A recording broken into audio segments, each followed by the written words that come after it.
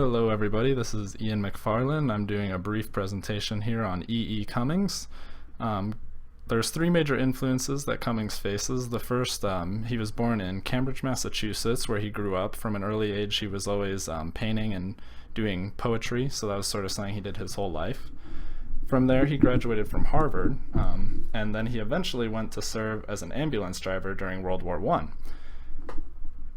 Now, as soon as he went to Paris, it wasn't long before he actually landed himself in trouble by sending letters home that were critical of the procedures of war. This ended up landing him in a French prison for 3 months, and it ended up being a major influence because a lot of his poems were anti-war or attempted to break tradition. In fact, the book, The Enormous Room, is actually based off his stay in that prison. The poem I'm reading today is actually going to be pretty anti-war, also a little bit about breaking traditions, so that's probably the major influence for my presentation. Now, Cummings is best known as a poet, but he was also a painter, novelist, and playwright. As for his poetry, his style is very unique. Cummings abandons traditional forms of spelling, form, and punctuation. Personally, I find this really interesting. It's kind of a freeing experience. It gives the reader the ability to sound it out for themselves rather than to be told. I like to relate it to using italics in creative writing or in short stories. It's true that the reader will hear it the way you've meant it to be heard, but that might not be the way they would have taken it otherwise. It might not seem genuine to the character they've created in their mind. After the war, Cummings lived in rural Connecticut. Throughout his life, he was married and divorced 4 times. However, the most important of those 4 is going to be his first marriage with Elaine Orr. He actually had a daughter with her, but after the divorce, he lost all legal rights to see her. Once Elaine remarried, he never really saw her again, and this actually comes up in some of his later poetry, but it's further down the road. Now, despite the horrors of war and women, at the time of Cummings' death in 1962, he was the second most widely read poet in the US, just after Robert Frost. So this is the poem I've chosen for my presentation. It's called Next to, of course, God, America, and I. It's on page 135 if you want to follow along, but I actually have it right here. It's exactly the same punctuation and everything, so if you can see it, you probably don't need to bother pulling out your textbook. I'll just jump right into it. Next to, of course, God, America, I love you, land of the pilgrims, and so forth. Oh, say, can you see, by the dawn's early, my country 'tis of centuries come and go, and no more what of it we should worry. In every language, even deaf and dumb, thy sons acclaim your glorious name by gory, by jingo, by gee, by gosh, by gum.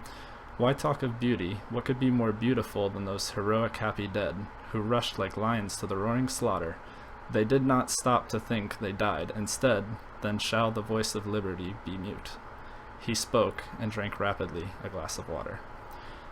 There's 2 things you probably have already noticed. First off, a lot of these are just very popular phrases through either patriotic or religious means. Cummings actually uses these to sort of express the hollowness and the emptiness of the words, and actually to attack and ridicule specific groups rather than society as a whole, which what most poets would do.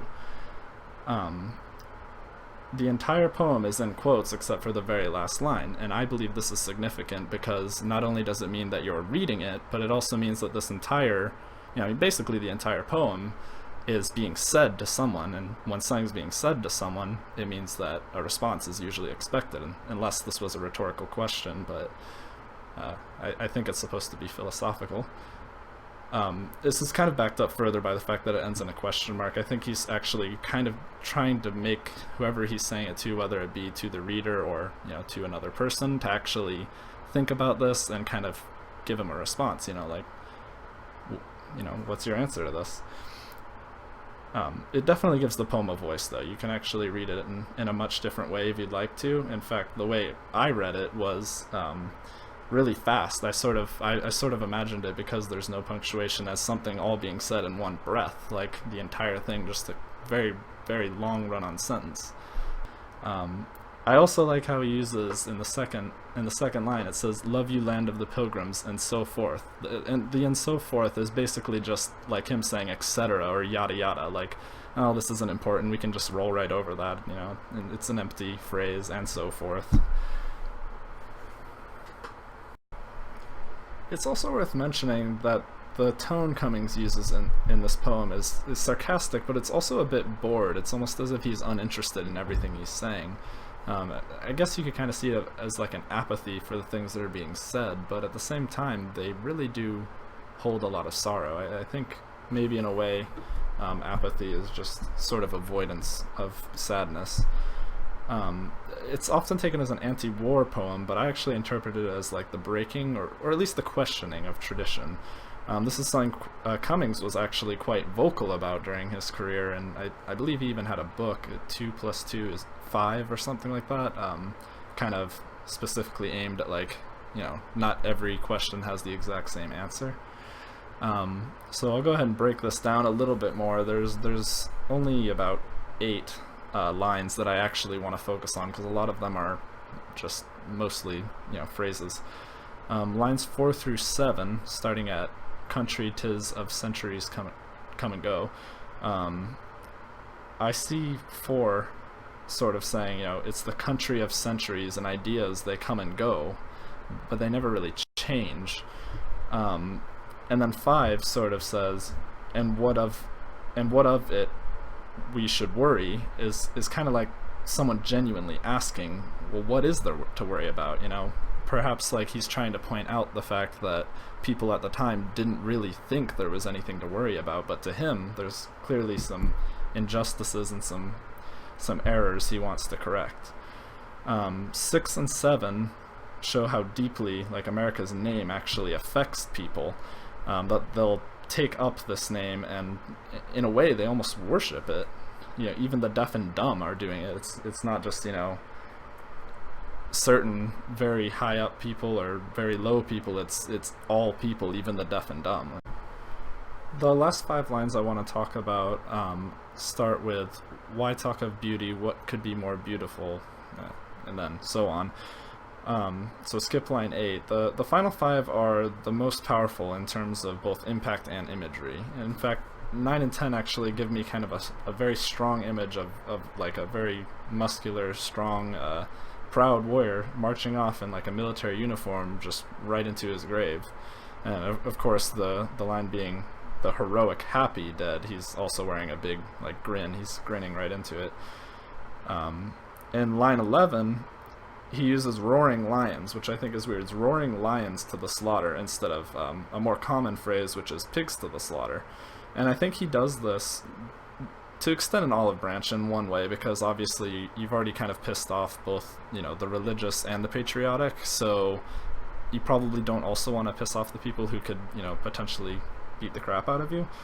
But I think he also does this just to show he knows what they are. I mean, they're not pigs, they're not idiots, they're lions, they're powerful, heroic lions, and if they open their eyes they could be so much more. I think that's what he's trying to say. The final 2 lines, I think if you took everything out of this poem, those are the most important things, so I'm going to read them again. "They did not stop to think, they died instead, then shall the voice of liberty be mute?" So essentially it's saying, I mean, when they die, who's left to have that strong sense of heroism, of justice, of liberty? Like, who's left to talk? Because it's certainly no longer those heroic happy lions who were sent to their roaring slaughter. It's powerful. So it finishes outside of the quotes with, "He spoke and drank rapidly a glass of water." I think this furthers my idea of the entire poem being spoken in like one breath really quickly, because it's almost as if the reader is like hoarse from speaking so fast and loud and quickly, and he just has to like down a glass of water to go ahead and finish it up. That's pretty much all I got from this poem. I really do think that it's less about like being anti-war and more about just simply questioning things in tradition and government and religion.